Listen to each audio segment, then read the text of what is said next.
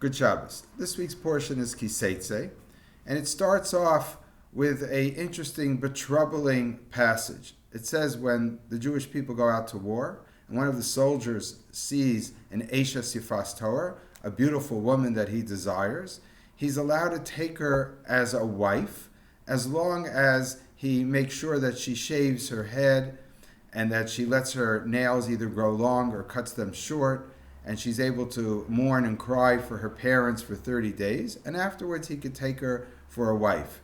And there's a discussion in the Talmud whether he's allowed to take advantage of her on the battlefield or he has to wait. Either way, it's quite troubling and does not sound right to our modern sensibilities, maybe even sensibilities of ages ago. Because here we're saying that, okay, there's war, people are dying. There's one thing when people die sort of almost as a collateral damage in a war, in a battle, another than to take this woman and either take advantage of her immediately or to force her into a marriage that she's not interested in. So how do we understand this and how do we deal with this? So the Gemara already talks about this, and it tells us, Dibra Torah keneged Yetzer Hara. The Torah is speaking and dealing with the reality of people having evil inclination and desires. And the ability to control soldiers on the battlefield, it might be different today, not completely different, but it might be different today.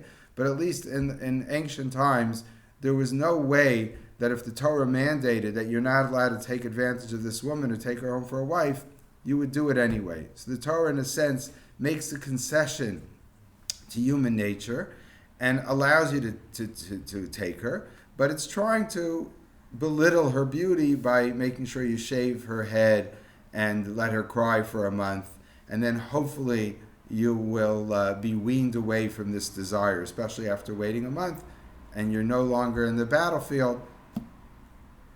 Things change, and therefore you might not have that strong desire. You might let her go. So it's still troubling because the Torah is really just giving permission for things which are immoral. But I think what we have to do is take a lesson. And the lesson is that although applying it in modern times would be horrible, if the IDF would say and make such a rule, we would think it's a terrible, immoral army. Times have changed. And there's an ability today for an army and for soldiers to be controlled to a large degree, much more than they were in ancient times. But the lesson we have to learn, I believe, is that the Torah, even though it might have certain clear lines of morality, what's right and what's wrong, there's an understanding that not everyone is going to fall in line right away. And we have to deal with the reality of life. And that allows us some leeway, in this case, very far leeway, but it shows us that things are not always so black and white.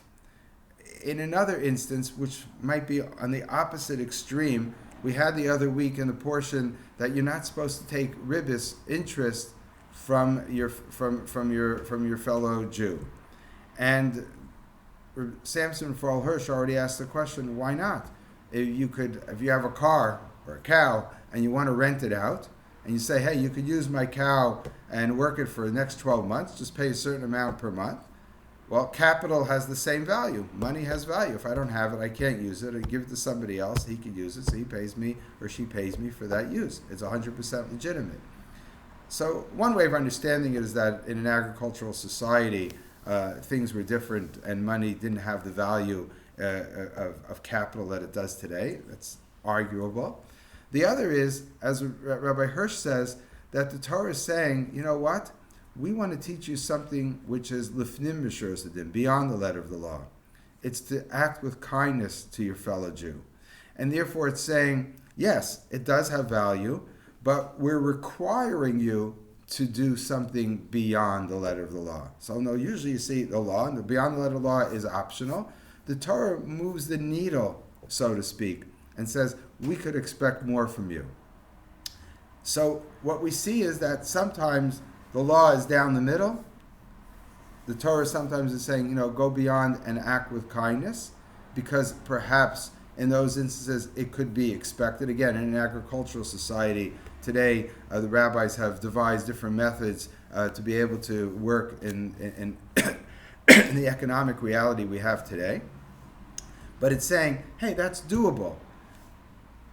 But limiting a soldier in time of war is not doable. So we have to understand where they are and what the situation is. And if we outlaw it, it won't do any good. It might even do more harm. This way, we could control it. And you say, listen, take her, but don't do it right away. Or maybe, wait till you sort of take advantage of her as a wife for, forever, and therefore push it off. Once the soldier knows, I could do it in a month, he might be get to the point where after a month he thinks it through. But if you tell him it's completely forbidden, he'll say, forget it. I can't handle these types of forbidden laws, laws which are make things forbidden to me, and he would rationalize his actions in a time of war. So I think that's important for us to understand how the laws of the Torah work, but it's also important for us to know how we work. And therefore, when we're dealing with other people, we have to understand that we also have to make concessions, whether it's to our children, to our neighbor, to our spouses, and maybe even more importantly, how we judge other people. We see other people in different situations than we are, and we're quick to judge. I would never do that. But maybe if you were a soldier in the battlefield, you might act differently. Maybe if you were a person who had strong desires that couldn't control, maybe you would be different. Maybe if you were in a financial situation that your neighbor is, you might fall prey to the same problems and give in to the same desires or needs that your neighbor has. So I think it's important always to really understand everyone's situation. The Torah already teaches us that it makes concession to human nature, and it also expects of us even more than we expect of ourselves, as long as the Torah feels that it can move the needle and try to get more of us. And that's what we have to do.